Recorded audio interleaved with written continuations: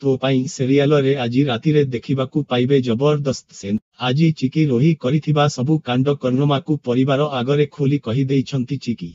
जेतेबेले रोही रतन एवं मध्य भी घर को फेरती सेतेबेले जेजेमा बहुत जोर से रागी जाई रोही को चाहिथिबे एहा देखी रोही पूरा डरी जांती। ए समय रे जेजे बापा रोही को कुहंती तू आम समस्तंकु मिछ कही कुआडे जाइथिलु हरिद्वार ना पुरी। आउ एकथा सुनी रोही पूरा डरी जाई चुप रहिबे। एहा देखी जेजेमा कुहंती रोही तू चुप कण पाई रहिछु कह ए कथा सुनी रोही कुहंती आई मोर किछि भूल नाई आमे हरिद्वार जीवा पाई बहिरी थिलु हेले पुणी थरे पुरी चालीगलु आउ सेठी महाप्रभु जगन्नाथंकु दर्शन कलु।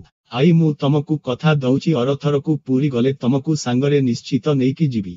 ए कथा सुनी कामिनी जेजेमा कुहंती हेले तमे माने राम आउ चिकी पाखरे केमिति पहुंचिल से कथाटा मोते कुह। ए कथा सुनी रोही डरी डरी कहिबे आई आमे कण जानिथिली आमे जऊ होटेल रे अछु सेई होटेल रे राम आउ चिकी अछंती बोली। आउ सेमाने आम सह हठात देखा होई गले। मु सत कहूची आई मोते विश्वास कर।